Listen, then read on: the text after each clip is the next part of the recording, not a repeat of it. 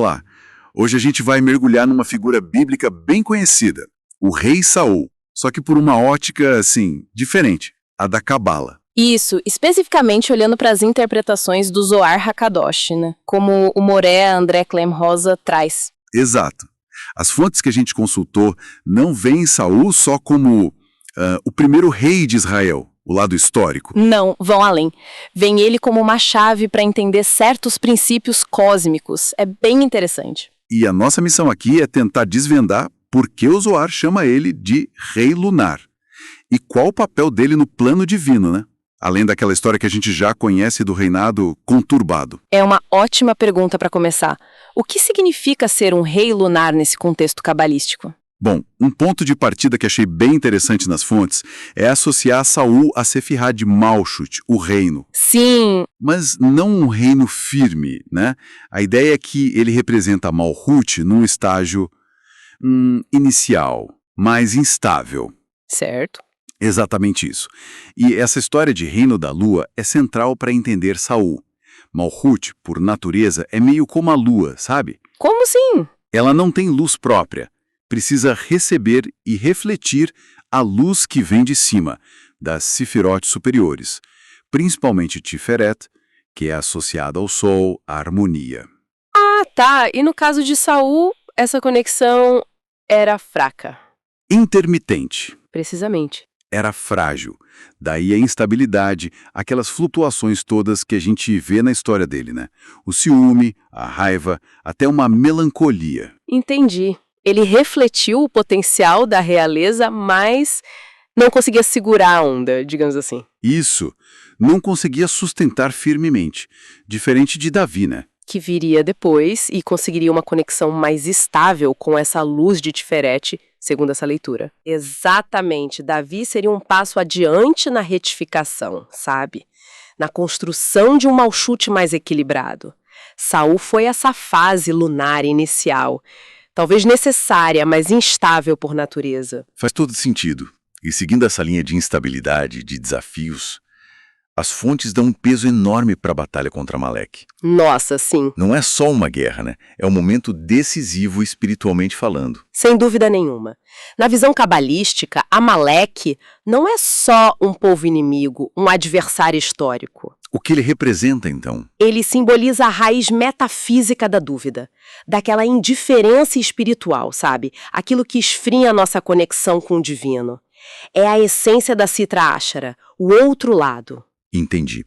Então, a ordem para exterminar Amaleque era, na verdade, uma ordem para cortar essa negatividade cósmica pela raiz. Exato. Erradicar na fonte. E a falha de Saul em poupar o rei Agag. O Zohar tem uma interpretação bem específica para isso, né? Aquela ideia de misericórdia deslocada. Sim, e as consequências, segundo essa visão, foram profundas.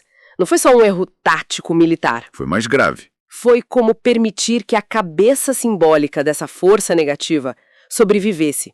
Ao poupar Agag, Saul teria, sem querer, alimentado as Klipot. Klipot, as cascas. Isso, literalmente cascas.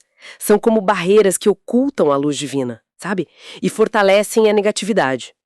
Essa misericórdia, no lugar errado, acabou perpetuando a influência dessa frieza espiritual no mundo. Poxa, nossa. E isso se conecta com outra ideia profunda das fontes. A natureza da alma do próprio Saul, a Shoresh Neshama dele. Ah, sim. Dizem que tinha uma origem elevada, mas com muitos dinim, muitos julgamentos severos. Como isso se encaixa na história toda? Então, a chave aí é o desequilíbrio. Ter dinim, julgamento, rigor, não é ruim em si. Eles são necessários, né? Certo. O problema é quando eles não são equilibrados por Chesed, a misericórdia, a expansão. No caso de Saul, essa predominância de dinim, sem equilíbrio, teria se manifestado como, impulsividade, rigor excessivo. E o ciúme de Davi, principalmente. Exatamente. Aquele ciúme corrosivo por Davi. Então, aquele episódio terrível, a consulta à necromante de Aindor, aquilo seria o ápice dessa desconexão. Dele com ele mesmo e com a fonte divina. É visto assim, sim, como uma busca desesperada por respostas na própria Sitra Achra. No outro lado, Isso. Representa o ponto em que, sentindo-se abandonado pela santidade, ele se volta para as fontes impuras. Um ato final de desespero que reflete essa fratura interna, esse desequilíbrio dos Dinin. que tragédia! Mas olha só, tem ainda uma outra camada de interpretação, quase redentora, que as fontes trazem. Qual? A ideia de Saul como uma figura do arquétipo do Mashiach ben Yosef, o Messias filho de José. Ah, sim! Essa é uma perspectiva fascinante mesmo. Ressignifica a história toda. Explica um pouco mais. É que a tradição fala de duas figuras messiânicas, né? Que preparam a redenção final. O Mashiach ben Yosef é o primeiro. A tarefa dele é lutar contra as forças do mal. E geralmente tem um fim trágico. Muitas vezes, sim. Ele enfrenta um destino difícil, mas prepara o terreno. Abre caminho, sabe? Para depois vir o Mashiach ben Davi, o filho de Davi, que completa a redenção. Então, o reinado de Saul, com todas as lutas, as falhas, o fim trágico, ele se encaixaria nesse padrão do Mashiach ben Yosef. Exato.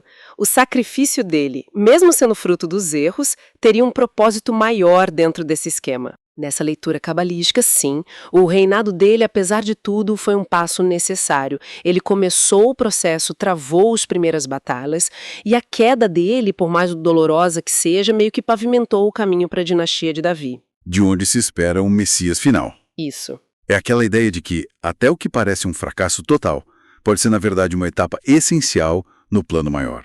Então, resumindo um pouco o que essas fontes do Zohar nos mostraram, a gente tem Saul como esse rei lunar, instável, Isso. tem a lição dura sobre a necessidade de confrontar a negatividade sem essa compaixão equivocada. A misericórdia deslocada, né? Isso. A tragédia pessoal ligada ao desequilíbrio interno dos Dinin e, por fim, esse papel quase paradoxal de precursor sofredor, o Mashiach ben Yosef. O fio condutor parece ser esse mesmo, que mesmo as histórias de falha, de dor, podem carregar um significado profundo.